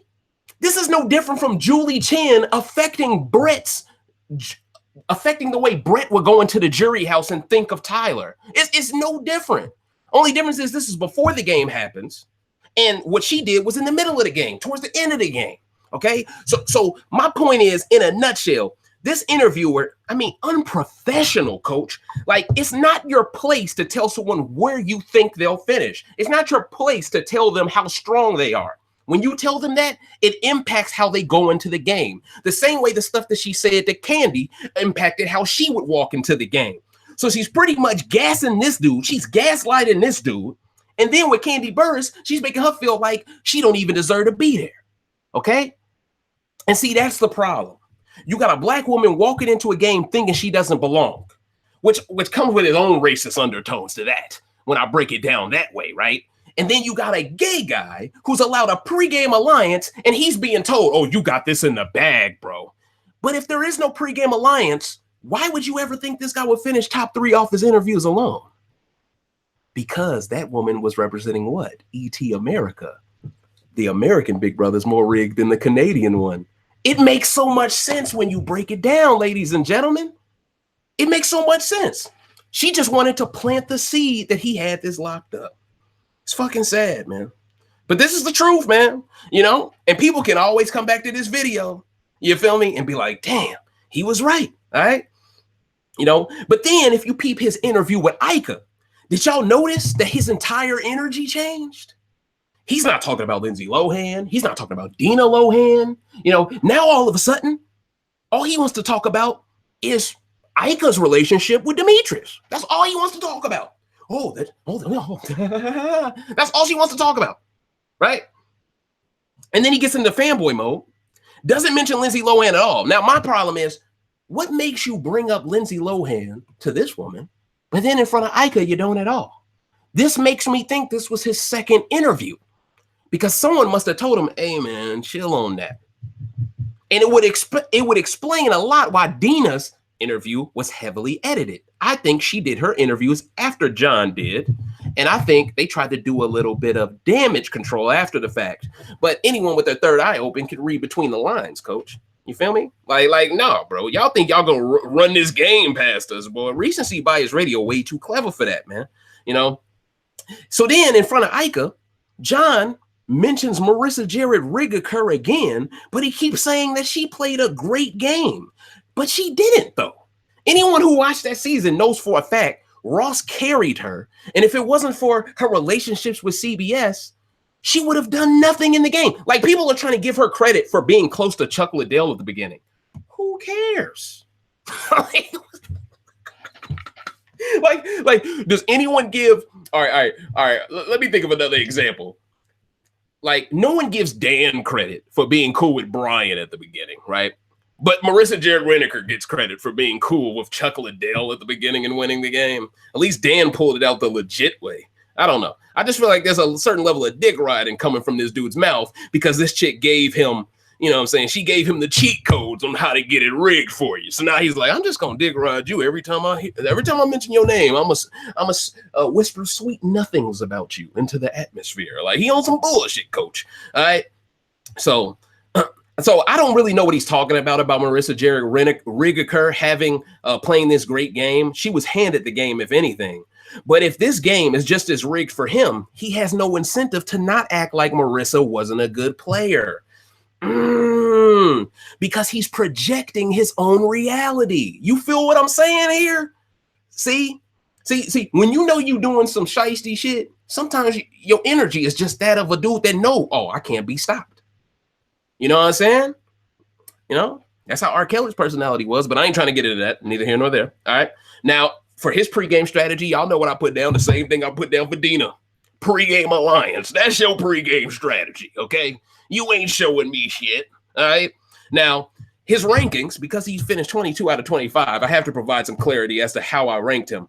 Adaptation, 5 out of 5 stars. He has a pregame alliance. He's going to adapt.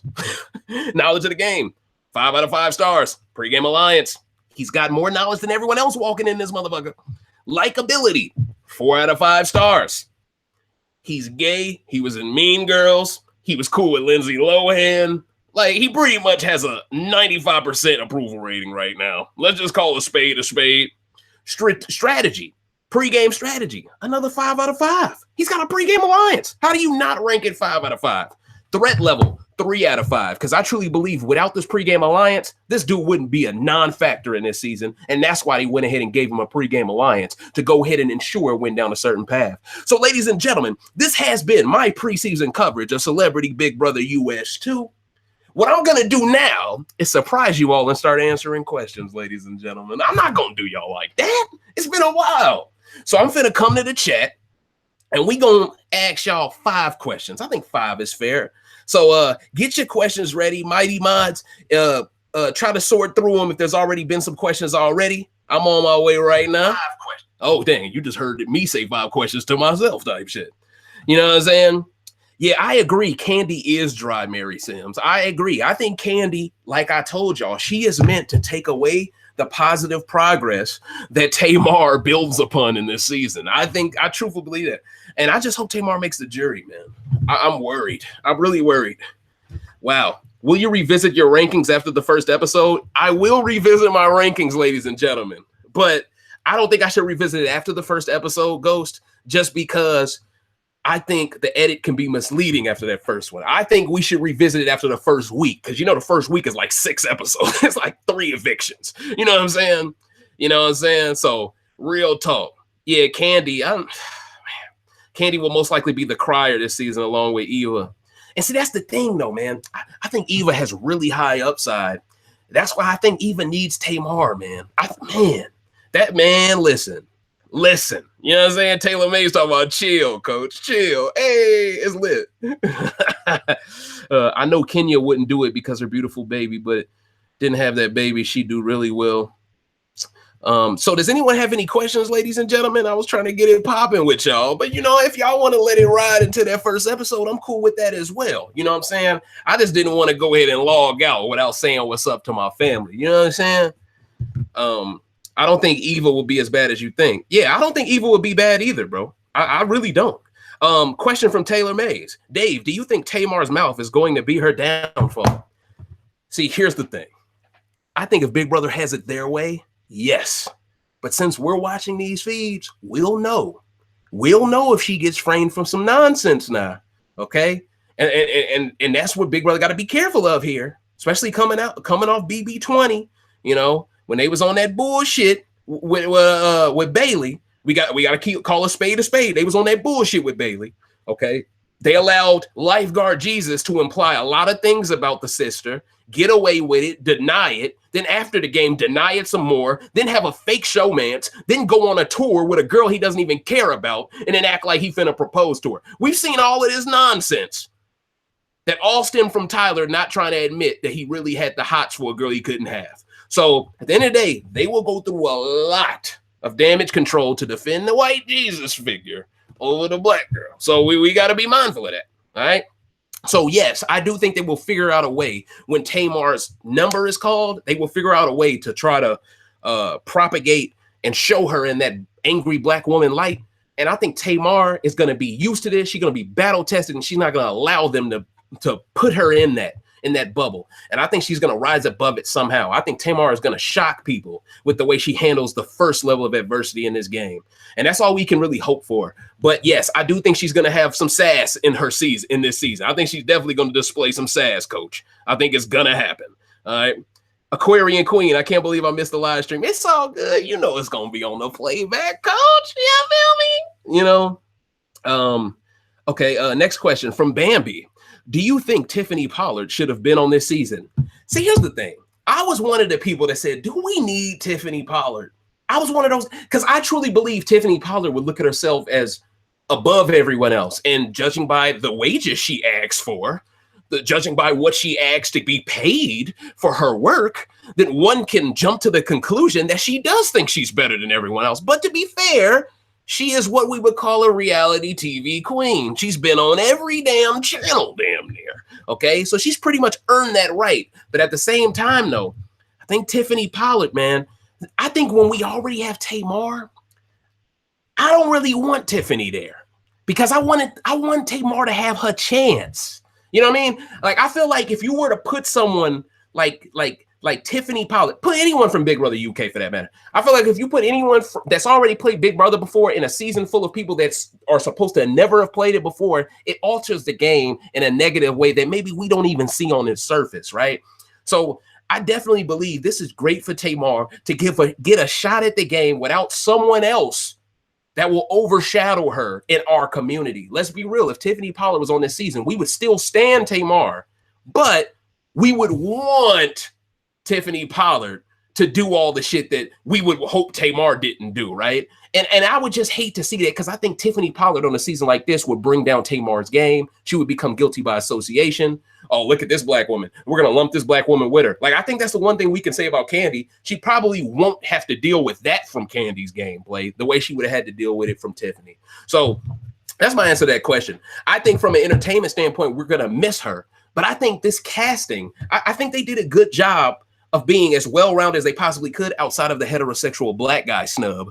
Because I just consider that a snub, picking Ricky Williams after Meta World Peace. It's just a snub. Like, there's no black celebrities except athletes. Like, that's disrespectful. That's telling us to shut up and dribble right there. You know, like, what about the black comedians? What about the black actors? You know, like what about them?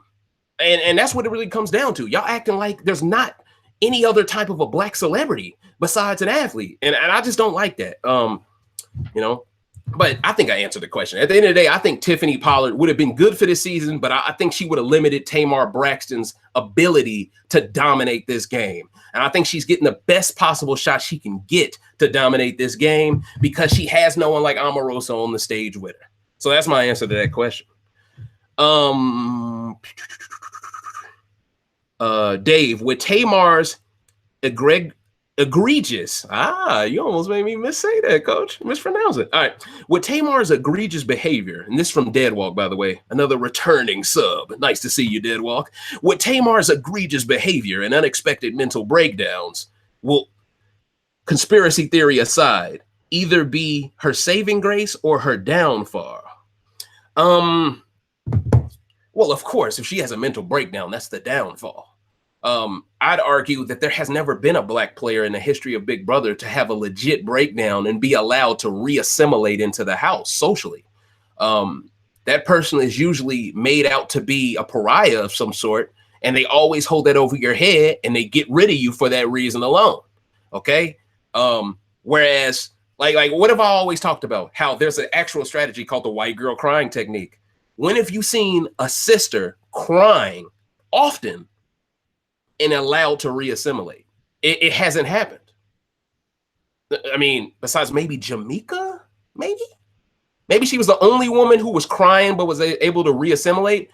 But she was only allowed to re-assimilate because she was on the side that was opposing ED, and ED kept wiping out everyone one by one. You see what I'm saying? So it was almost like she was only able to re-assimilate because there was an evil greater than the people of color of that season. You get where I'm going? Ooh, that's a little too deep, but I'll let it ride though, coach. You feel me? You know I always give you them.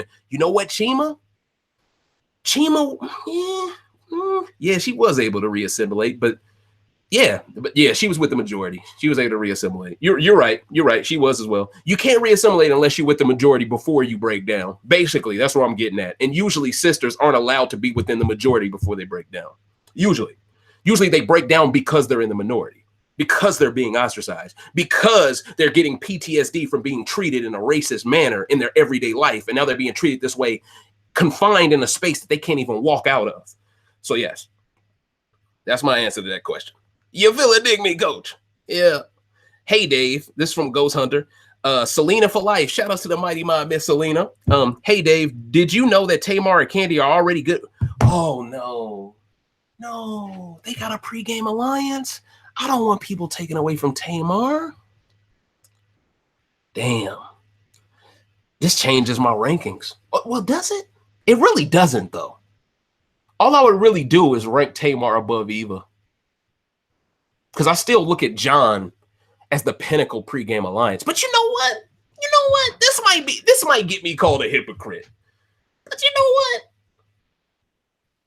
I expect two queens in the reality TV realm to know each other. Two sisters. I expect that.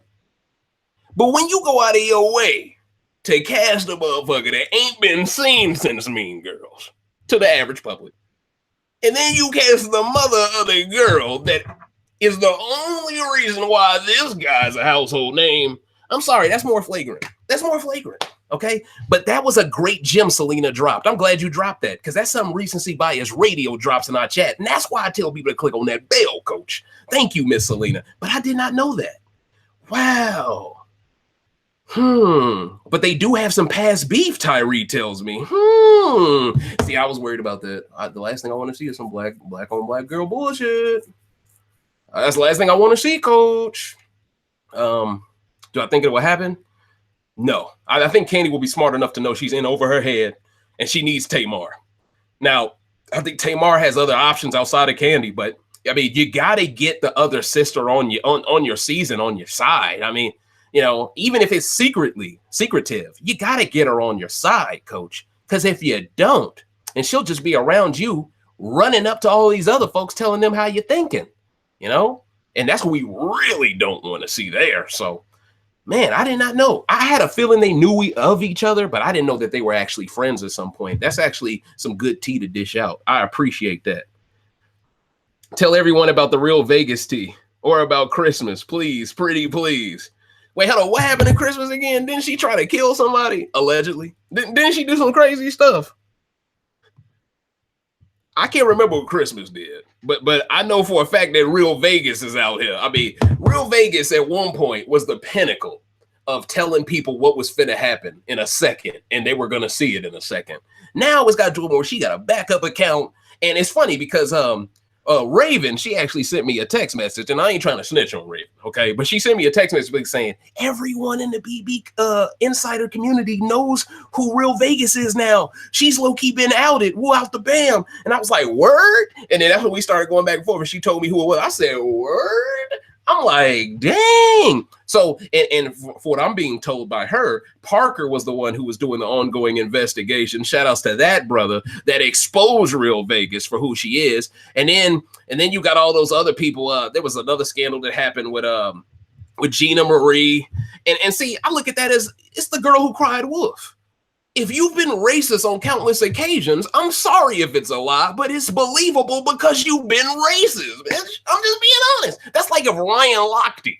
That's like if he had an autograph and someone said, hey, man, he called me a, like, I'm just speaking in you know, hypotheticals, of course. Like, what if a Mexican walks away from that and says, hey, man, he called me a beaner, man. Hey, I don't rock with him no more. Of course we're all going to believe the Mexican. Of course we're going to believe that brother over Ryan Lochte. Because one has no reason for us not to believe him, and the other one has proven to have a moral compass that is shite, okay? And the same thing applies here, okay?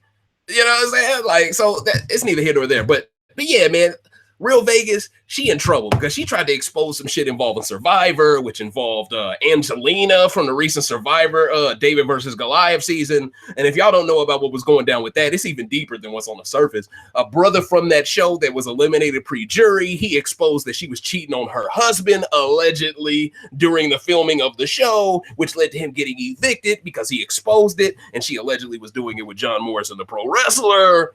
A lot of people have taken are mad at this guy for whistleblowing, but on the contrary, I look at this from a perspective of if you are cheating on your husband, you should be outed.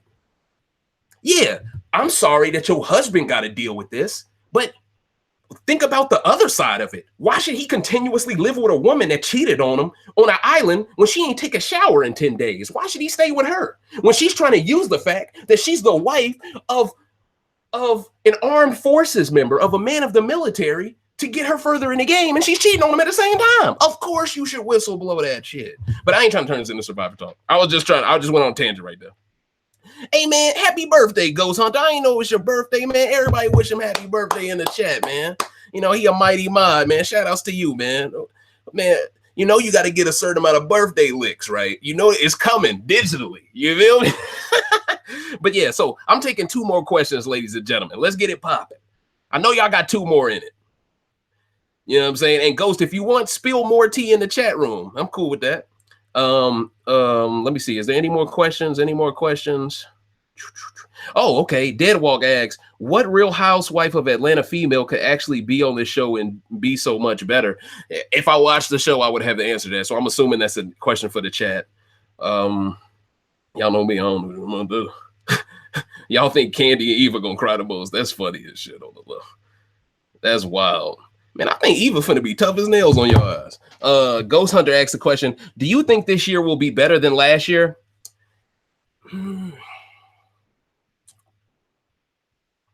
I think it'll be far more gameplay all around than last year. But if it's another predetermined outcome, I think it'll be worse than last year because it'll show that Big Brother didn't learn anything from last year. And in fact, based off of how these wages have shot up because of the whole Tiffany Pollard scandal and whatnot, which was revealed by Real Vegas, by the way,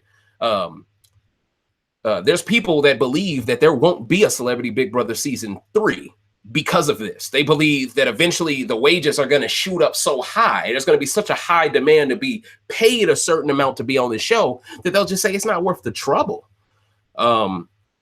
And honestly, I think Julie's 1 foot out the door because of the whole Les Moonves stuff anyway.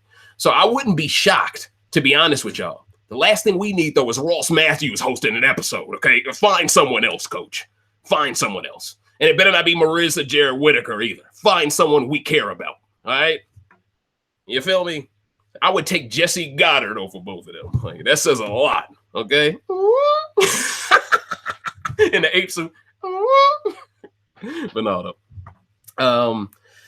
Okay, the D Escapes asks the question, who do you think Tamar should align with? I think this is the ideal scenario. I think she has to make amends with Candy, first and foremost. I think she needs to pull Lolo and Eva to the side and say, look, we need to work together. Period. End of discussion. I think Eva and her, the two of them know the game enough to be able to compensate for all 4 of them. And I think Candy and Lolo being someone who's played the challenge before, I hope she has it in her to keep a secret here and there. Really, Candy is the weakest link in this group out of experience. But I think Candy also, I think she knows how to read women on a reality TV show better than Lolo. So maybe there's something she could teach Lolo. Maybe there's something Lolo could teach her. Maybe there's something they could all teach each other. But I think those 4 women have to stick together, or one of them will be one of the first 2 boots. I'm calling it early. If they don't stick together, one of those 4 women will be one of the first 2 boots. I'm calling it. And the reason why I say first 2 boots is because I have a feeling Ricky Williams is going to be taken out first anyway. I just think everyone going to come to, he's weird. I mean, he's weird. Let's go. I just feel like that's going to come to a head. But outside of that, hell yeah. My rants, y'all know how I gets down for Celebrity Big Brother. I try to give y'all a rant after each episode if I can. All right. Now, there's going to be moments where I'm probably at work on some nights and I won't be able to. But for the most part, I'm going to try to give y'all instant coverage as much as possible, as often as possible. Okay. But y'all know, since these live feeds, since it's only 3 weeks of live feeds, and since a person gets eliminated every other day, I'm not going to be able to provide the same lengthy amount of notes. So it's going to be more of like the OG style of ranting, where I mainly just take notes and I just unleash the beast, like freestyle season. So yeah, it's going to be like that, coach. You feel it? Dig me? It's going to be like that. I mixed another question under D Escapes question that I forgot to, oh, here it is. Okay, I Want My Slaw asked the question, do you think there is a written agreement that the house guests can't talk about Julie Chen, rapist husband? I think there is some type of a non-disclosure agreement. I think there is. And I think they're going to replace the idea of even thinking about that shit with the idea of mentioning Trump all the time with Scaramucci. And mentioning, what's the other, and Kato Kalin with OJ Simpson. That's going to take precedence over everything else. Okay, it's gonna be tons of OJ quotes. Yeah, man, OJ, man, dog. One time I looked at his gloves, it still has some blood on it, man. Oh man, see this headline. You know what I'm saying? They're gonna be thirsty, coach. They're gonna be thirsty. They're gonna be like, hey man, hey man, after you leave this DR, man, don't you want to go and start a conversation about OJ? Come on, man, Nicole Simpson, man, Nicole Brown, dog. Go ahead and start a conversation, man. See what the women think about that shit. Preferably the white women. We want a good hot take. You feel it, dig me? You feel me? They gon' don't worry, Kato gonna fulfill his destiny. You feel it, dig me? It's icy. Cam 6986. How much of a coincidence is it that Jonathan Bennett, the gay guy who was on Mean Girls, and Lindsay Lohan is bisexual? Now, I thought you were going somewhere else with that, and I was going to say, yeah, I mentioned that. But when you took that turn, I don't know where you're going with this, and I'm not going to set myself up to get shitted on. Shut his channel down. How dare you? No. I don't think there's any huge coincidence in that outside of, I know where you're getting at, Cam. The child ring. Let's just put it that way. It's alive and well, coach. It's alive and well. And clearly, child stars, in my opinion, I think they decide to be gay because of certain things that happened to them that may have traumatized them, like Corey Feldman, for instance. But that's neither here nor there. See, I drop in a subtle little hint at how woke I am, and then I back off. It's just that simple, coach. You feel it, dig me? It's that simple. You feel it, dig me? Am I going to do Big Brother Canada 7, Miss Selena? Yes, I will be doing Big Brother Canada 7. You know, I got to provide the hot shit. I got to provide the hot shit, all right? You feel me? Tyree asked the question, what do you think CBS will try to talk about more? The O.J. Simpson trial or more Trump scandal stuff? Well, in light of the whole government shutdown, expect more Trump scandal stuff. The minute it becomes less of a topic to discuss how Trump ain't shit, that's when they'll whip out the OJ shit to distract black folks. That's how I'm predicting it, and it's going to happen that way. I mean, they might as well hire me at CBS, boy. I know the script. But anyway, it is what it is. Child stars are blah, blah, blah, blah, blah. I ain't got nothing else to say about that. Y'all can read it if y'all want. The algorithm will kill me. But yes, ladies and gentlemen, this has been the preseason rant. Worst to first, WTF for short, ladies and gentlemen. I am your humble host, Dave Smith. I hope y'all appreciate me answering questions for y'all. I will see y'all in exactly 6 days. And we gonna get it popping, man. I'm actually very excited about this season. You know, at one point I thought they were going to put the dude who was at bagging groceries at Kroger. I thought they was going to put him a Cosby show. I thought they was going to put him in it to discuss Cosby in this season. You know what I'm saying? You know, I thought they was going to try to work that angle. You know, I'm actually shocked Sparkle isn't here to discuss R. Kelly, but that's neither here nor there. You know, once you drop a song right after surviving R. Kelly, we have to ask these questions if you're doing it for your own personal gain, but that's neither here nor there. But yes, ladies and gentlemen, I am Dave Smith, host of Recency Bias Radio, where no one is safe from criticism. I truly appreciate all of y'all for coming through tonight. If you could, please like, share, and subscribe. And on the right side of my channel's page, click on that bell so you could be here with the most lit live chat in Big Brother Celebrity Season 2 history. You feel me? Bar none. I'm your humble host. Special thanks to you mighty mods out there doing what y'all can to allow me to do what I can. You feel me? And I'm out. Y'all be safe.